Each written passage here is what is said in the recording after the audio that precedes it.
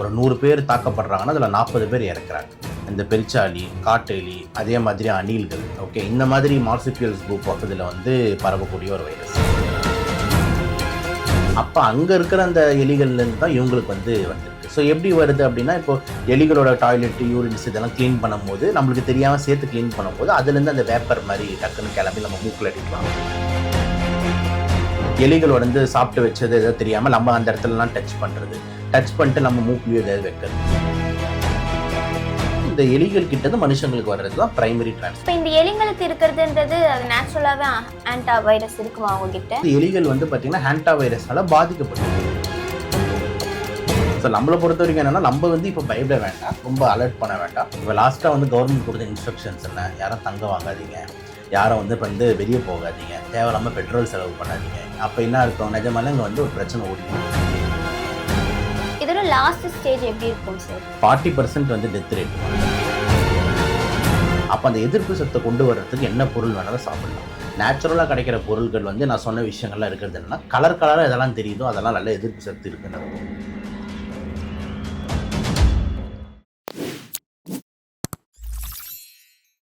White hours நேயர்களுக்கு வணக்கம். இன்னைக்கு நம்ம கூட டாக்டர் சபரிநாத் ரவிச்சந்திரன் அவர்கள் தான் இணைஞ்சிருக்காரு. இப்போ அன்டா வைரஸ் அப்படின்றது பரவிட்டு இருக்கு. இது எதனால பரவுது, இது வந்து ஸ்ப்ரெட் ஆனால் என்னெல்லாம் ஆகும் அப்படின்ற மாதிரி நிறைய டவுட்ஸ் பார்த்தீங்கன்னா மக்கள் கிட்ட இருக்கு. அதை பற்றி எல்லாம் சார் கிட்ட கேட்கலாம் வாங்க. வணக்கம் சார். வணக்கம் மேடம். சார், அன்டா வைரஸ்னா என்ன, எப்படி வந்து மக்கள் கிட்ட பரவுது? ஓகே, இது வந்து ஆன்டா வைரஸ்ன்னு சொல்லுவாங்க. ஆன்டா வைரஸ் பொறுத்த வரைக்கும் வந்து கொஞ்சம் கொடூரமான வைரஸ் தான். வைரஸ் ஃபேமிலிலேயே கொஞ்சம் டேஞ்சரஸ் வைரஸ் தான் மைக்ரோபயாலஜி புக்கிலலாம் கொடுத்துருப்பாங்க. இது மெயினாக வந்து ஏன் ரொம்ப டேஞ்சர்னு சொல்லணும்னா, இதோட இறப்பு சதவீதம் ரொம்ப அதிகம். ஒரு 40% கிட்ட இருக்குது மார்ட்டாலிட்டி ரேட்டு. ஒரு 100 பேர் தாக்கப்படுறாங்கன்னா அதில் 40 பேர் இறக்குறாங்க. அதனால தான் இது ரொம்ப ஒரு டேஞ்சரஸ் வைரஸ்ன்னு சொல்கிறோம். ஆன்டா வைரஸ் மெயினாக வந்து மனுஷங்களுக்குள்ளே பரவக்கூடிய வைரஸே கிடையாது. இது மெயினாக ராடன்ட் ஸ்பீஷீஸ்குள்ளே பரவக்கூடிய ஒரு வைரஸ். ராடன்ஸ்னால் வந்துட்டு இந்த எலி, இந்த பெருச்சாளி, காட்டெலி, அதே மாதிரி அணில்கள், ஓகே, இந்த மாதிரி மார்சுபியல்ஸ் குரூப் ஆஃப் இதில் வந்து பரவக்கூடிய ஒரு வைரஸ். நம்ம ஹியூமன்ஸ்ன்றது ஒரு ஆக்சிடென்டல் ஹோஸ்ட் மாதிரி, அதாவது தெரியாமல் போய் அதுக்கு நடுவில் மாட்டிக்கிறோன்ற மாதிரி. ஸோ அந்த விலங்குகள்லேருந்து நம்மளுக்கு பரவுறது தான் மெயின் ரூட். இப்போ அந்த விலங்குகள் எப்படி நம்மளுக்கு பரவும் அப்படின்னா, இப்போ எக்ஸாம்பிள் வந்து ஒரு ரேட் வந்து ஒரு யூரினோ இல்லை ரேட்டோட டாய்லெட்டு, ரேட்டோட க்ளோஸாக ஹேண்டில் பண்ணுறவங்க, இந்த மாதிரி காட்டு பகுதியில் போயிட்டு தெரியாமல் வந்து அதுக்கிட்ட க்ளோஸாக டீல் பண்ணுறது, இந்த மாதிரி நிறைய இது இருக்குது. இப்போ எக்ஸாம்பிள் இந்த நீங்கள் சொல்கிற இப்போ பரவுற அந்த ஆன்டா வைரஸோட மெயின் ரீசன் வந்து ஒரு கப்பல்லேருந்து பரவுச்சு. ஒரு க்ரூஸ், ஒரு கப்பல்லேயும் உங்களுக்கு தெரியும் அந்த பேண்ட்ரி இருக்கும், அந்த குக்கிங் இடம் இருக்கும், நிறைய விஷயங்கள் வந்து இருக்கும், அந்த ஸ்டோரேஜ் ரூம்ஸ்லாம் பெருசாக இருக்கும். அப்போ நிறைய எலிகள் அங்கெல்லாம் ஆட்டம் போடுறதுக்கு வாய்ப்பு அதிகம். அப்போ அங்கே இருக்கிற அந்த எலிகள்லேருந்து தான் இவங்களுக்கு வந்திருக்கு. ஸோ எப்படி வருது அப்படின்னா, இப்போ எலிகளோட டாய்லெட், யூரின்ஸ் இதெல்லாம் க்ளீன் பண்ணும்போது நம்மளுக்கு தெரியாமல் சேர்த்து க்ளீன் பண்ணும்போது அதுலேருந்து அந்த வேப்பர் மாதிரி டக்குன்னு கிளம்பி நம்ம மூக்கில் அடிக்கலாம். ஓகேங்களா? எலிகள் வந்து சாப்பிட்டு வச்சது எதோ தெரியாமல் நம்ம அந்த இடத்துலலாம் டச் பண்ணிட்டு நம்ம மூக்குலையோ எதாவது வைக்கிறது. ஸோ இந்த மாதிரி வந்து அதோட யூரின்ஸோ அதோட வேஸ்ட்டு கிட்ட நம்ம வந்து போய் ஆக்சிடென்ட்டாக மாட்டுறது தான் இந்த டிரான்ஸ்மிட். ஸோ ஒரு எலி ராடன்ட்டு கிட்ட இருந்து நம்மளுக்கு வர்றது தான் இந்த ஆன்டா வைரஸ். இதுதான் இப்படி தான் பரவுது. அதில் ஒரு டைப் வந்து பார்த்தீங்கன்னா ஆன்டாலே ஆன்டிஸ் வெரைட்டின்னு ஒன்று இருக்குது. ஆன்டிஸ் வெரைட்டி பொறுத்த வரைக்கும் மனுஷங்கள் டு மனுஷங்கள் டிரான்ஸ்மிஷன் கொஞ்சம் நடக்கலாம், ஓகேங்களா? ஆனால் அந்தளவுக்கு ரொம்ப அதிகமாக நடக்காது, மைல்டாக நடக்கலாம். ஓகே, ஒரு மனுஷன் கிட்டது இன்னொரு மனுஷங்க போகிறது.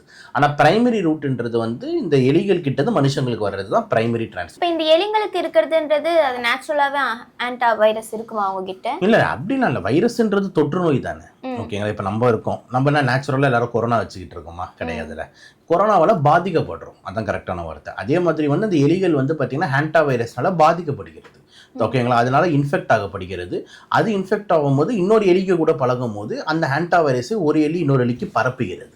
ஓகே, அப்போ அதோட யூரின்ல, டாய்லெட்லலாம் அந்த ஆன்டா வைரஸ் வெளியே வருகிறது. நம்ம தெரியாமல் அந்த ஆக்சிடென்டலாக அதை போய் நம்ம க்ளோஸாக இருக்கும், மெதிக்கிறோம், இல்லைனா பெருக்கிறோம் அப்படின்னும் போது அந்த வைரஸ்கள் நம்மளுக்கும் தொற்றிக்கொள்ளுது. இப்படி தான் பரவுது, ஓகேங்களா? ஸோ அது எலிகளுக்கெல்லாம் உள்ளே வச்சுக்கிட்டுலாம் சுத்தாது.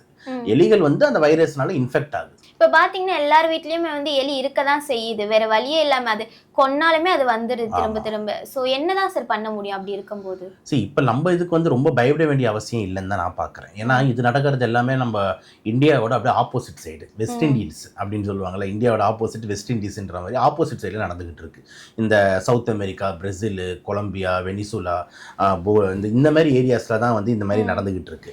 நம்ம ஊருக்குலாம் வந்து வர்றது ரொம்ப ரேர். 1-2 கேசஸ் வந்து பார்த்திங்கன்னா அங்கேருந்து ஃப்ளைட் பிடிச்சி இந்த யூரோப்பு போனவங்களுக்கும் 1-2 பேர் இந்த ஹேண்டா வைரஸ்னால பாதிக்கப்பட்டிருக்காங்க. அதை தாண்டி வந்து பெரிய லெவலில் இது வந்து உலகம் ஃபுல்லாக பரவிக்கிட்டு இருக்குன்ற மாதிரி வந்துட்டு நம்ம பயப்பட வேண்டிய அவசியம் இல்லைன்றது தான் என்னோட பார்வையாக வந்துட்டு இருக்குது. ஸோ இப்போ உடனே நம்ம வந்து எலிகளெல்லாம் கொல்லுங்கன்ற மாதிரி யாரும் ஸ்ட்ரீட் பண்ணி ஆரம்பிக்க வேண்டாம்.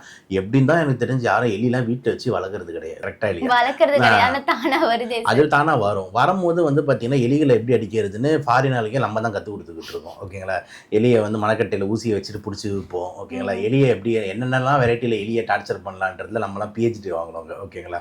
ஸோ அதனால் எலியை வந்து எல்லாருமே ஈஸியாக நம்மளுக்கே குழந்தைங்களே தாக்கி காலி பண்ணிடுதுங்க. ஓகே, ஸோ நம்மளை பொறுத்த வரைக்கும் என்னென்னா நம்ம வந்து இப்போ பயப்பட வேண்டாம், ரொம்ப அலர்ட் பண்ண வேண்டாம்.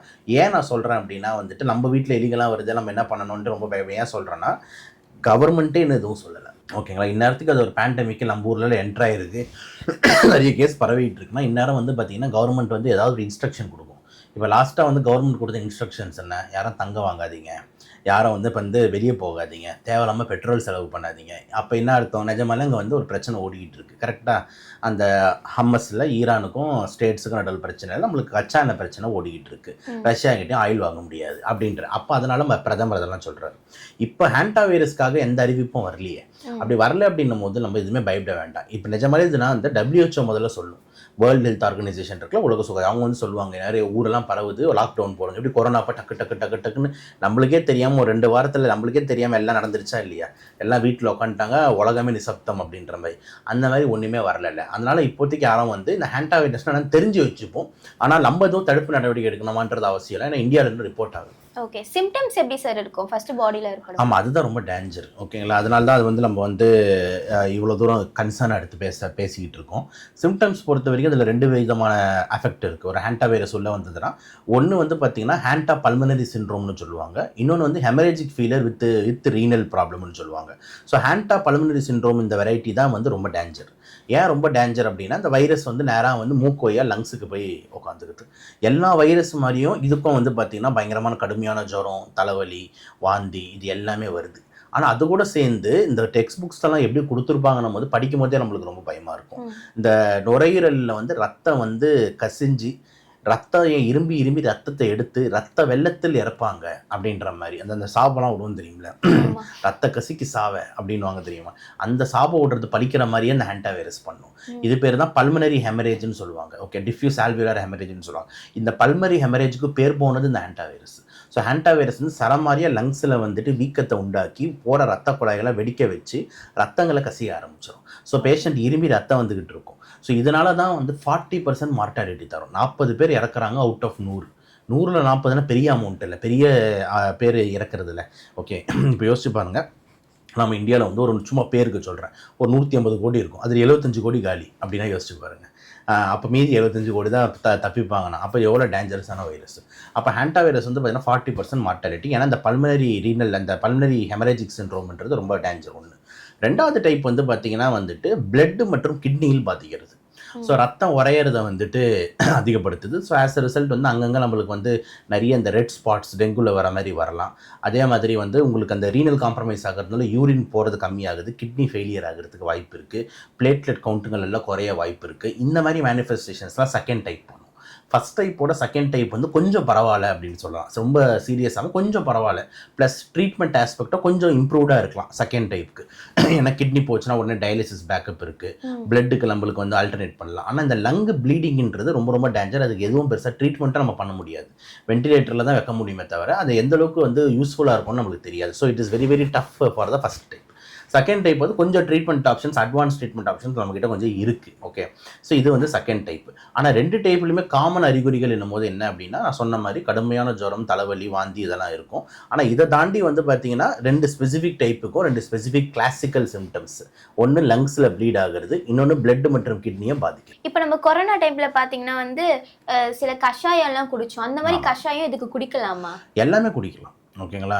ஏன்னா காசா பணமா எல்லாமே குடிங்க, இதெல்லாம் தப்பே கிடையாது. ஏன் சொல்கிறேன் அப்படின்னா, இந்த வைரஸுங்களுக்கெல்லாம் தனியாக மருந்து கிடையாது, இதுதான் உண்மை. ஓகே, இப்போ எக்ஸாம்பிள் டிபினா இந்த டிபிக்கு அகெயின்ஸ்டாக இந்த மருந்து போட்டால் டிபி செத்துரும், இந்த பாக்டீரியா இந்த ஆன்டிபயோட்டிக் போட்டிங்கன்னா இந்த பாக்டீரியா செத்துரும்ன்றது இருக்குது. ஆனால் இதை போட்டால் ஹேண்டா வைரஸ்லாம் செத்துரும் அப்படின்ற மாதிரி ப்ரிஸ்கிரைப்டு எதுவுமே கிடையாது. ஓகே, ஸோ ஹேண்டா வைரஸ்ல மோஸ்ட் ஆஃப் த வைரஸஸ் எல்லாத்துக்குமே ட்ரீட்மெண்ட் வந்து என்ன அப்படின்னு பார்த்தீங்கன்னா செல்ஃப் லிமிட்டிங் அப்படின்னு தான் வார்த்தை கொடுப்போம். அப்படின்னா என்ன, உங்கள் உடம்பே பார்த்துக்கும். ஓகேங்களா. அப்போ நம்ம உடம்பு எப்போ பார்த்துக்கும், நம்ம எதிர்ப்பு சக்தி நல்லா இருந்தால் பார்த்துக்கும். ஓகே, அப்போ நம்ம எதிர்ப்பு சக்தி எப்போ ரொம்ப நல்லா இருக்கும் அப்படின்னா வந்துட்டு, யார் ரொம்ப நல்லா அழகாக வந்துட்டு இந்த மல்டி விட்டமின்ஸ் அதிகமாக எடுக்கிறாங்களோ, மல்டி மினரல்ஸ் அதிகமாக எடுக்கிறாங்களோ, ஆன்டி ஆக்சிடென்ட்ஸ் அதிகமாக எடுக்கிறாங்களோ, அப்போ அவங்களுக்கு வந்து பார்த்திங்கன்னா வந்துட்டு இந்த எதிர்ப்பு சக்தி எப்பவுமே நல்லாயிருக்கும், ஸ்டாமினா ரொம்ப நல்லாயிருக்கும். அப்போ அந்த எதிர்ப்பு சக்தியை கொண்டு வர்றதுக்கு என்ன பொருள் வேணாலும் சாப்பிடலாம்.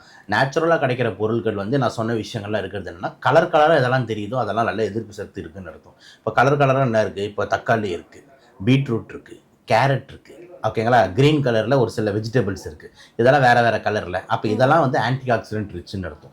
அதே மாதிரி நீங்கள் ஃப்ரூட்ஸ்னு எடுத்துக்கிட்டிங்கன்னா வகையான கலர், பப்பாளி, அதே மாதிரி திராட்சை, அதே மாதிரி பார்த்திங்கன்னா வந்துட்டு நம்மளோட போமிகிரானேட்டு, ஆப்பிள், ஆரஞ்சு. அப்போ இதெல்லாமே வந்து பார்த்திங்கன்னா பார்க்கும் போதே உங்களுக்கு தோன்றும், ஆஹா இவன் தான் ஆன்டி ஆக்சிடென்ட், இவன் தான் மல்டி விட்டமின்.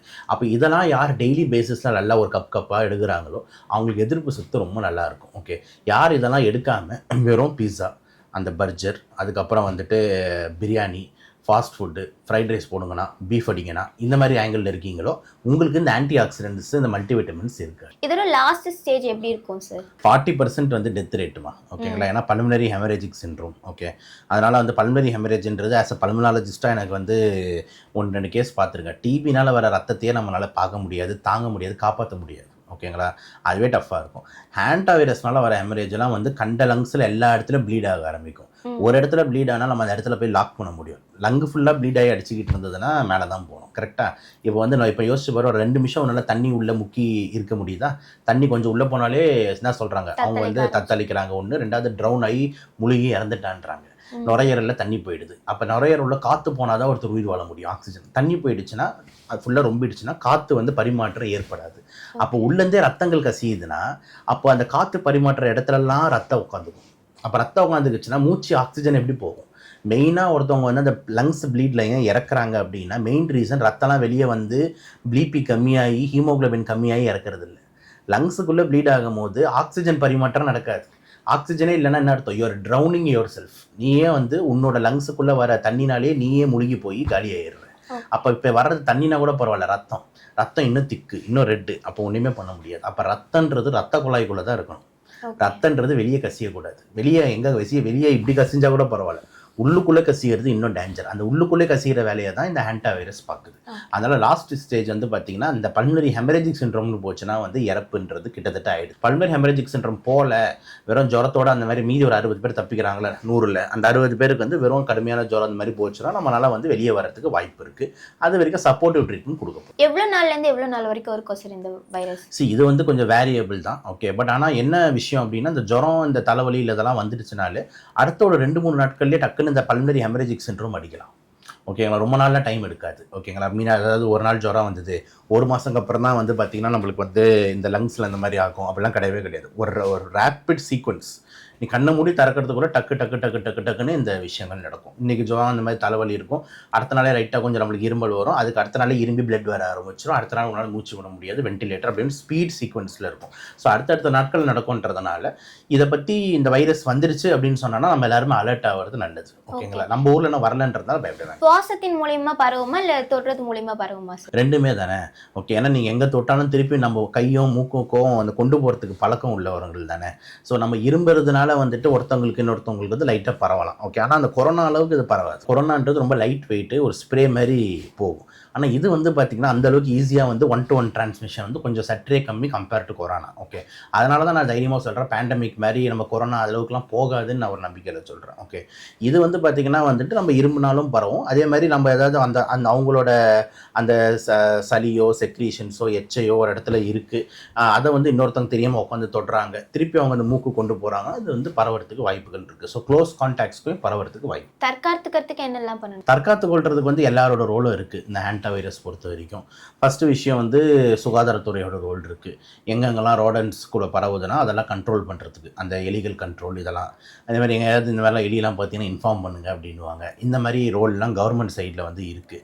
தளபதி வேறு வந்துட்டாரமே, அதெல்லாம் அந்த வேலையெல்லாம் பண்ணுவாருன்னு எல்லோரும் சொல்கிறாங்க. ஓகே, ஸோ இதெல்லாம் வந்துட்டு ஒரு சைடு. இன்னொரு சைடில் வந்து பார்த்திங்கன்னா நம்ம சைடில் இருந்துட்டு டாக்டருங்க சைடில் இருந்துட்டு உடனே என்ன ஸ்ட்ரெயின் என்ன பண்ணுறது இதெல்லாம் வந்துட்டு எங்கள் சைட்லேருந்து பண்ண வேண்டிய வேலைகள் வந்து நிறைய இருக்குது. அதுமாதிரி உங்கள் சைடில் மக்கள் சைட்டை பொறுத்த வரைக்கும் பார்த்திங்கன்னா வந்து தற்காத்து கொள்றதை பொறுத்த வரைக்கும் இந்த மாதிரி ஐசோலேஷன்லேயும் குவாரண்டைன்லேயும் இருந்துக்கிறது. அதாவது நம்ம தேவையில்லாமல் வெளியே நடமாட்டம் பண்ணாமல் இருக்கிறதுக்கு. ஓகே, ஏன்னா வந்து க்ளோஸ் கான்டாக்ட்ஸ் யாருக்கு இருக்குன்னு தெரியாதுன்னும் போது எப்பவுமே வந்து ஒரு இன்ஃபெக்ஷனுக்கு நடமாடாமல் இருக்கிறதுக்கு, அதுதான் இந்த லாக்டவுன், செல்ஃப் லாக்டவுன்னு சொல்கிறோம்ல, இந்த மாதிரி ஒரு விஷயம் பண்ணுவாங்க. அதே மாதிரி வந்துட்டு இந்த மாதிரி மாஸ்க்குகளை போட்டு போவாங்க, ஏன்னா பரவுறது இந்த ரூட்டு. கைகளில் அதுவும் தொடாமல் இருக்கிறது. கிட்டத்தட்ட கொரோனாவில் நம்ம என்ன ஸ்கிரிப்ட் எழுதணுமோ அதே ஸ்கிரிப்டை நம்ம திருப்பியும் வந்து இந்த ஹேண்டா வைரஸ்க்கும் படிக்கலாம், ஏன்னா பரவாமல் தடுக்கிறதுக்கு அதானே. அப்புறம் சாப்பாடை பற்றி ஆல்ரெடி சொல்லியிருந்தேன், ஆன்டி ஆக்சிடென்ட்ஸ் இம்யூனிட்டி ரொம்ப நல்லா இருக்கணும்னு சொல்லிட்டு. அப்போ கலர் காய்கறிகள் வெஜிடபிள்ஸ் தான் இதுக்கு வந்து ஒரு நல்ல ஒரு இம்யூன் சோர்ஸாக இருக்கும். அதை தாண்டி நீங்கள் கேட்ட மாதிரி கஷாயம் குடிக்கலாமா, காசாக பண்ணாமல் என்ன வேணால் குடிங்க, நம்ம உடம்பு நல்லானால சரி, அவ்வளோதான் நம்ம சொல்கிறோம். ஓகே சார், தேங்க்யூ சார், இவ்வளோ நேரம் உங்கள் டைம் எங்களுக்காக ஸ்பெண்ட் பண்ணி. நன்றி மேடம், நன்றி.